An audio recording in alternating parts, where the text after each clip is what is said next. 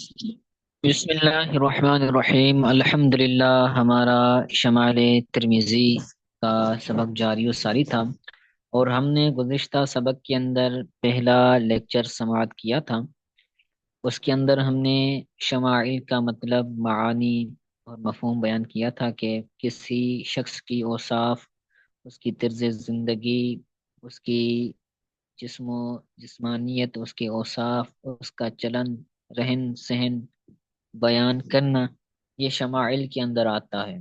اور شمائل اسلام کی روشنی میں نبی کریم صلی اللہ علیہ وسلم کے لیے بولا جاتا ہے۔ اور ہم نے گزشتہ سبق کے اندر دو حدیثیں بھی پڑھی تھی، حضرت انس بن مالک رضی اللہ تعالیٰ عنہ سے جو مروی تھی، ان کے اندر حضور کے قد کے بارے میں، حضور کے بالوں کے بارے میں بیان کیا گیا تھا۔ تو آج بھی ہم کچھ احادیث پڑھیں گے، تو اس کو آپ غور سے سماعت کیجیے گا۔ بہت اہم احادیث ہیں، ان کے الفاظ کی معانی آپ لکھ لیا کریں، کیونکہ تھوڑی سی ان کی معانی مشکل ہوتی ہیں الفاظ کی۔ ٹھیک ہے، تو آگے پڑھتے ہیں۔ برہ بن عازب، حضرت برہ بن عازب سے روایت ہے، وہ کہتے ہیں کہ نبی کان رسول اللہ صلی اللہ علیہ وسلم رجلا مربوعا، حضور صلی اللہ علیہ وسلم مربع شخص تھے۔ مربع اس بندے کو بولتے ہیں جو چورس ہو، یعنی ایک بندہ ہوتا ہے نا زیادہ پتلا یا پھر زیادہ موٹا ہوتا ہے، تو اس طرح حضور کی ذات نہیں تھی، بلکہ مربع، حضور یہ بھی اردو میں بولا جاتا ہے مربع شخص۔ تو یعنی آپ چورس کے تھے، یعنی وہی درمیانے قد والے، نہ زیادہ طویل تھے نہ زیادہ لمبے تھے نہ زیادہ چھوٹے تھے، حضور کی ذات درمیانے قد کی تھی۔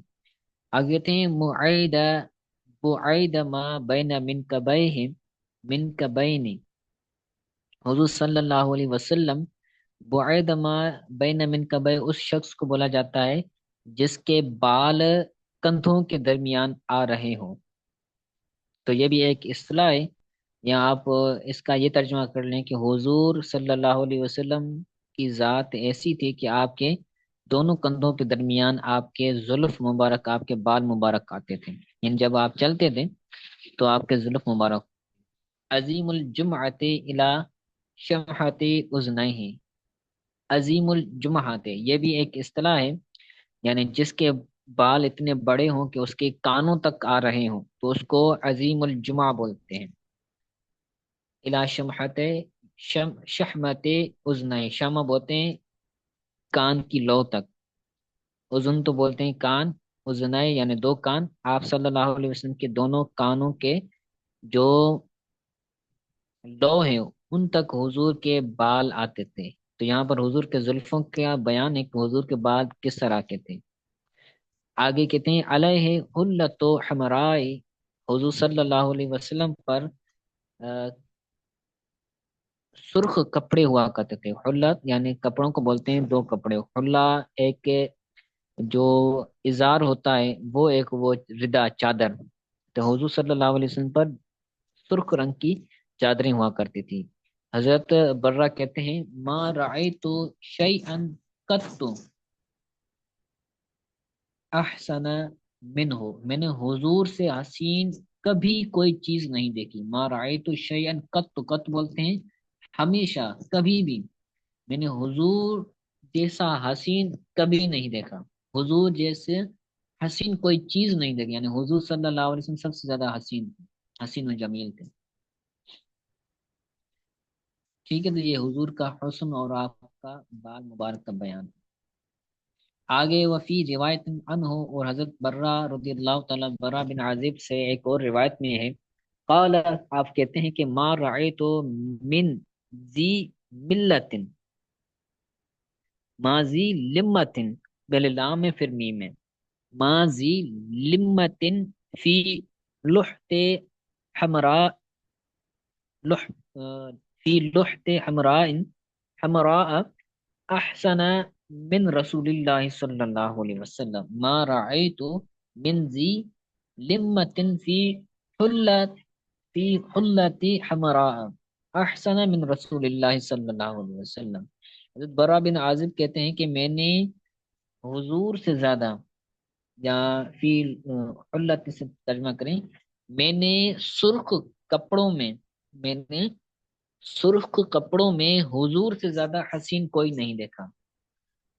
یعنی کوئی بندہ ہو جس کے اوپر سرخ کپڑے ہوں، تو سرخ کپڑا پہنا ہوا حضور سے زیادہ حسین میں نے کسی کو نہیں دیکھا۔ یعنی حضور جب سرخ کپڑے کی چادریں اوڑھتے تھے تو حضور سب سے بہترین لگتے تھے، آپ حسین و جمیل لگتے تھے۔ لہو شعر یضرب من کبیہ، حضور کے بال ایسے تھے، سبحان اللہ، حضور کے زلف مبارک ایسے تھے کہ آپ کی دونوں کندھوں پر وہ لگتے تھے۔ یعنی جب آپ صلی اللہ علیہ وسلم تشریف لے جاتے تھے، چلتے تھے، تو آپ کے بال مبارک آپ کے کندھوں پر لگتے تھے۔ یدربو کا معنی لگنا، آپ کے بال کندھوں پہ لگتے تھے۔ بعید ما بین منکبین، آپ کے دونوں جو کندھے ہیں ان کے درمیان وہ بال ہوتے ہیں۔ لم یکن بالقصیر، آپ صلی اللہ علیہ وسلم نہ زیادہ چھوٹے تھے، بالقصیر نہ آپ چھوٹے قد کے تھے، ولا بالطویل اور نہ ہی آپ بڑے قد کے تھے، طویل قد تھے، یعنی آپ درمیانے قد کے مالک تھے، نہ زیادہ لمبے تھے نہ زیادہ چھوٹے تھے، کیونکہ حضور صلی اللہ علیہ وسلم اللہ کے نبی ہیں، اور نبی کے اندر یہ چیزیں عیب شمار کی جاتی ہیں۔ عام بندہ اگر سب سے زیادہ طویل ہو، لوگوں کے اندر طویل ہو، تو اس کو یہ عیب شمار کیا جاتا ہے۔ اسی طرح اگر بندہ چھوٹے قد کا ہو تو چھوٹے قد کا ہونا بھی یہ عیب شمار کیا جاتا ہے۔ اس لیے حضور پر صلی اللہ علیہ وسلم کو اللہ تعالیٰ نے سب سے حسین و جمیل پیدا کیا تاکہ حضور تمام عیوب سے پاک ہوں۔ خلقت مبرعا من کل عیب، حضور کی ذات کو ہر عیب سے پاک بنا کر بھیجا گیا، تخلیق کیا گیا ہے۔ ٹھیک ہے، تو نہ زیادہ طویل تھے نہ زیادہ قصیر تھے، یعنی چھوٹے قد کے تھے۔ آگے حضرت علی رضی اللہ تعالی عنہ کی احادیث ہیں، ان سے روایت ہیں۔ عن علی بن ابی طالب، حضرت علی بن ابی طالب سے روایت ہے، وہ کہتے ہیں کہ لم یکن النبی صلی اللہ علیہ وسلم بالطویل ولا بالقصیر، حضور پر صلی اللہ علیہ وسلم نہ زیادہ طویل لمبے تھے، ولا بالقصیر اور نہ ہی آپ چھوٹے تھے، چھوٹے قد کے تھے۔ شسن الکفین والقدمین، شسو بولتے ہیں جس کی انگلیاں بڑی ہوں۔ بعض ہمارے بندے ہوتے ہیں نا، لوگ ہوتے ہیں جن کی کچھ انگلیاں بڑی ہوتی ہیں اور کچھ انگلیاں چھوٹی ہوتی ہیں، تو حضور کی ذات اس سے پاک ہے۔ حضور شس الکفین والقدمین تھے، یعنی آپ کے انگلیاں، ہاتھوں کی ہتھیلیوں کی، پاؤں کی انگلیاں کیا تھی؟ آپ کی بہترین نمونے پر تھی۔ یعنی ایسا نہ ہو کہ ایک انگلی بڑی ہو، ایک چھوٹی ہو، سب سے زیادہ ایک جو فطرتاً انگلیاں ہوتی ہیں اس طرح کی انگلیاں تھی حضور صلی اللہ علیہ وسلم۔ شس الکفین والقدمین، یعنی آپ شس الکفین والقدمین تھے، یعنی آپ کے قدم مبارک اور آپ کی ہتھیلیاں مبارک لمبی نہیں تھی، آپ کی انگلیاں مبارک پیروں کی اور ہاتھوں کی لمبی طویل نہیں تھی۔ دخیم الرأس سے آپ زخیم الراس تھے، یعنی جن کا سر زخیم ہوتا ہے، ایک بعض ہوتے ہیں نا جن کا سر بہت بڑا ہوتا ہے، وہ نہیں، ایک وہ چھوٹا ہوتا ہے سر لوگوں کا، ایک بہت بڑا ہوتا ہے، تو بہت بڑا ہونا یہ ایک عیب شمار کیا جاتا ہے، لیکن یہاں پر وہ والا مراد نہیں ہے۔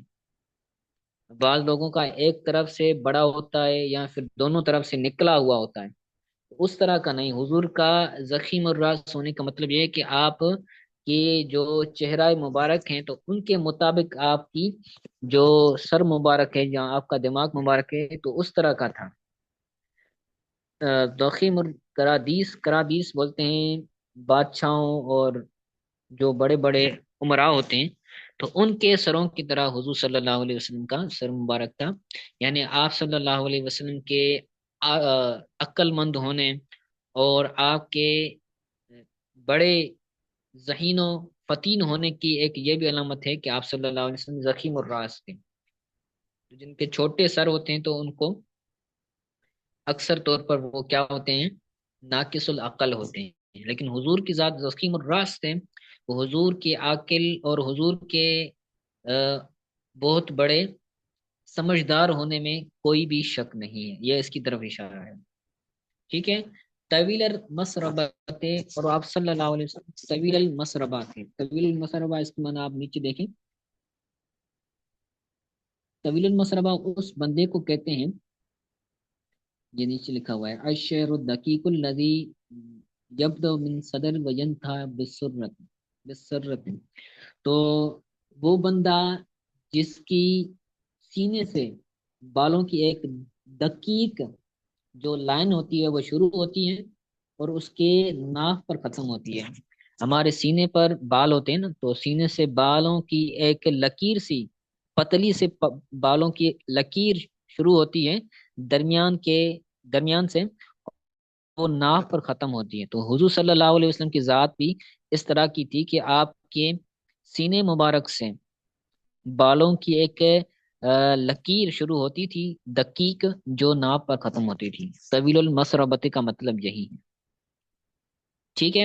آگے کہتے ہیں اذا مشا تکفع تکفعا کانما ينحط من سبب، اور حضور صلی اللہ علیہ وسلم جب چلتے تو ٹھہر ٹھہر کر چلتے، جب حضور چلتے تو ٹھہر ٹھہر کر چلتے، کانما ينحط من سبب، جس طرح زمین سے کوئی چیز اگ رہی ہے اس طرح آپ چلتے، یعنی آسان آسان، یعنی آہستہ آہستہ چلتے تھے۔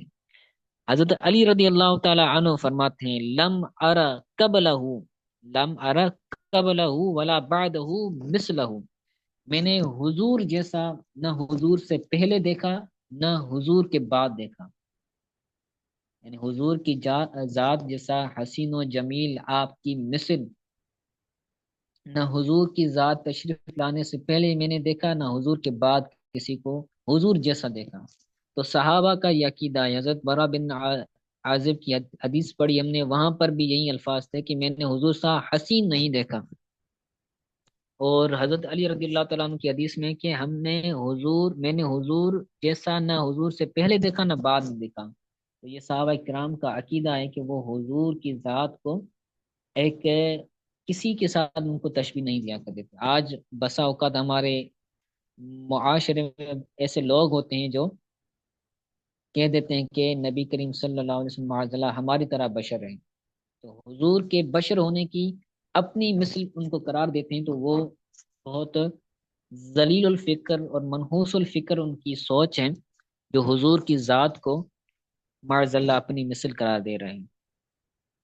تو یہ ان کے لیے ان کی خلاف ان کی رد کے اندر بہت بڑی دلیل ہے کہ حضرت علی المرتضی شیر خدا کرم اللہ تعالی وجہ الکریم، ان کی ذات کہہ رہی ہے کہ حضور کی مثل کوئی شخص نہیں ہے، تو آج کا اگر کوئی مولوی کہتا ہے تو اس کی بات کا کوئی بھی اعتبار نہیں ہے، وہ غلط ہوگا، اور حضور کے بغض و عناد میں یہ ان کے الفاظ شمار ہوں گے۔ آگے حضرت ابراہیم بن محمد، یہ تھوڑی سی طویل حدیث ہے، تو یہ صرف عبارت پر سمجھ لیں، یہ جو سند والی ہے، باقی انشاءاللہ تعالی یہ کل پڑھیں گے۔ تو حضرت علی المرتضی رضی اللہ تعالی عنہ کی بہت ساری شادیاں ہوئی۔ حضرت بی بی فاطمہ رضی اللہ تعالی عنہ سے آپ نے صرف جب تک آپ رضی اللہ تعالی عنہا زندہ تھی تو آپ کی موجودگی میں مولا علی رضی اللہ تعالی عنہ نے دوسری شادی نہیں کی۔ جب آپ کا وصال ہو گیا سیدہ فاطمہ تو زہرا رضی اللہ تعالی عنہا کا، تو اس کے بعد حضرت علی رضی اللہ تعالیٰ عنہ نے کئی شادیاں کی ہیں، تو ان میں سے ایک عورت تھی جس کا لقب حنفیہ تھا، اس کا نام تو رملہ تھا شاید، پھر اس کو حنفیہ بولا جاتا تھا۔ تو حنفیہ سے حضرت مولا علی رضی اللہ تعالیٰ عنہ کا ایک بیٹا پیدا ہوا جس کا نام محمد ہے تھا، جس کو محمد بن حنفیہ کہا جاتا تھا۔ اس سے صحیح بخاری کے اندر بھی افضلیت سیدنا ابو بکر صدیق پر ان سے روایت مروی ہے، صحیح بخاری کے اندر محمد بن حنفیہ سے، ٹھیک ہے۔ تو محمد بن حنفیہ کے بیٹے ہیں ابراہیم، جو حضرت مولا علی رضی اللہ تعالیٰ عنہ کے پوتے لگتے ہیں۔ تو ان سے یہ روایت ہے، ابراہیم بن محمد من ولد علی بن ابی طالب، ابراہیم بن محمد سے روایت ہے جو حضرت علی بن ابو طالب رضی اللہ تعالی عنہ کی اولاد میں سے، یعنی علی رضی اللہ تعالیٰ عنہ کا بیٹا ہے محمد، اور محمد کا بیٹا ہے ابراہیم، تو یہ مولا علی رضی اللہ تعالیٰ عنہ کا پوتا ہوا، اور مولا علی رضی اللہ تعالیٰ عنہ ان کے دادا جان ہوئے۔ تو وہ کہتے ہیں کہ کان علی اذا وصف رسول اللہ صلی اللہ علیہ وسلم قال، جب حضرت علی المرتضی رضی اللہ تعالیٰ عنہ حضور کے اوصاف بیان کرتے تھے تو اس طرح فرماتے تھے۔ ٹھیک ہے، اس سند کو آپ نے سمجھ لیا ہے، تو ان شاء اللہ تعالیٰ آگے یہ اس کے اندر تھوڑے سے مشکل الفاظ آ رہے ہیں، ہو سکتا ہے آپ کے پلے نہ پڑے، تو اس کو ان شاء اللہ تعالیٰ دوسری درس کے اندر اس کو پڑھیں گے۔ آج جو سبق ہوا ہے اس کو اچھی طرح سے یاد کیجیے گا، اگر کوئی بات سمجھ نہ آئی ہو تو پوچھ